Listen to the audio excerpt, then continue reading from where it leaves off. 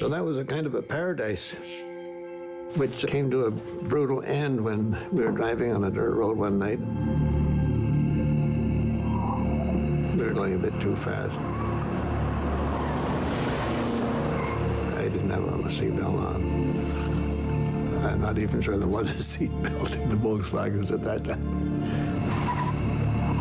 We hit a rock.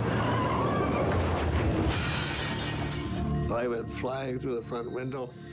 On entend un extrait du film Dear Audrey qui sera présenté à Halifax dans le cadre du Festival international du film de l'Atlantique, le FIN. Caroline Lévesque, bonjour. Bonjour, Marc. Caroline, le festival s'ouvre aujourd'hui. On y retrouve 178 films en 29 langues différentes provenant de près de 30 pays. Oui, ça fait beaucoup de films, beaucoup de langues. Donc, les projections qui seront présentées sur 8 jours au Cinéplex Cinéma Park Lane, c'est sur la rue Spring Garden à Halifax. Il y aura aussi des projections de films virtuellement. Donc, 77 films seront présentés virtuellement dans tout le Canada atlantique en ligne via FinStream. Donc, ça, c'est ce festival-là commence aujourd'hui jusqu'au 22 septembre. Il y aura des films locaux, des films canadiens et internationaux à regarder et à découvrir cette année.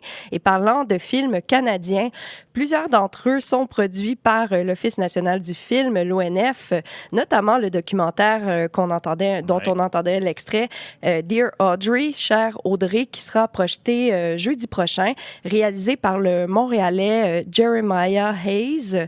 Et dans ce long métrage assez bouleversant, Martin Duckworth, qui accompagne sa femme donc dans la maladie de l'Alzheimer. Sa femme, il a été avec elle pendant 46 ans et on voit vraiment la dernière phase de la maladie d'Alzheimer.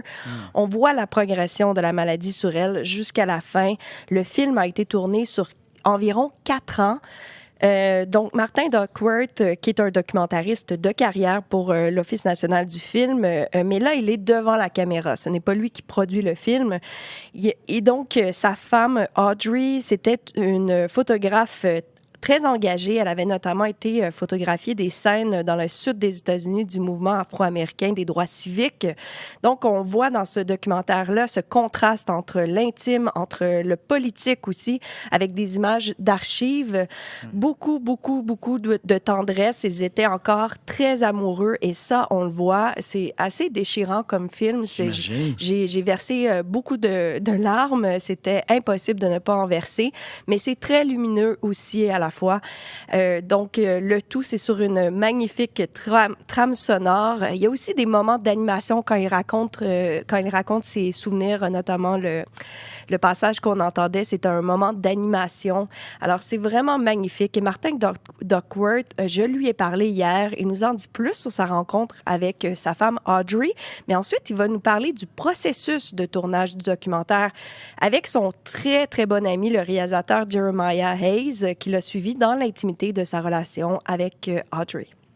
Je l'ai rencontré à une démonstration anti-guerre au Vietnam en 1971 à Toronto.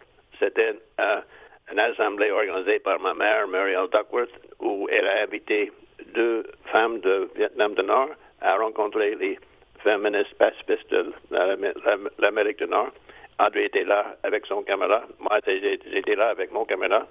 Et on a établi une bonne partnership dès le début. Jeremiah, c'est l'ancien camarade dans le cinéma. Il a travaillé comme assistant monteur sur un de mes films il y a 20 ans à peu près. Et on a resté des bons amis. Alors, quand elle a remarqué comment c'est dans ma vie avec la maladie d'Audrey, elle a proposé un film. Et j'ai vu aucun problème là-dedans. Il est juste continué à visiter la maison comme toujours, avec une caméra ajoutée sur son bras droit. Alors, la vie a continué comme normal, des visites régulières d'un de mes meilleurs amis, Jeremiah Hayes. On n'était pas conscients de caméra de tout. Martin Duckworth. Caroline, ce film, c'est un véritable hommage à ce couple. Oui, absolument. Martin Duckworth, qui m'a confié qu'il s'ennuie terriblement de l'amour de sa vie, de sa troisième amour son troisième amour de vie parce qu'il a eu 3 femmes. Donc, cette dernière avec qui, comme je disais, elle est restée 46 ans. Alors, ce film est un baume, littéralement un baume sur sa tristesse. C'est bon d'avoir un enregistrement de ces événements majeurs dans ma vie. Mais principalement, pour moi, je le vois comme un hommage à Audrey. C'est comme ça que je veux le film. Je le manque terriblement et ce film m'a aidé à garder son esprit dans ma vie. Mais je l'ai vu plusieurs fois pendant les stages de montage et c'était toujours émouvant. Ça a forcé les émotions profondes. Mais ça aussi, ça m'a aidé à apprendre comment survivre sans elle. J'ai cessé à tourner des films pendant la maladie d'Audrey pour que j'ai pu me concentrer sur ses besoins. Alors j'ai appris comment c'est merveilleux de prendre ma retraite parce que ça me donne le temps de lire tous les livres que j'ai collectionnés pendant ma vie, de jouer le piano un peu chaque jour, de jouer beaucoup de temps avec mes 7 petits-enfants à Montréal. Je remplis le grand trou laissé par Audrey, principalement avec les petits-enfants. Alors, on entend vraiment la peine de Martin Duckworth, protagoniste du film Dear Audrey.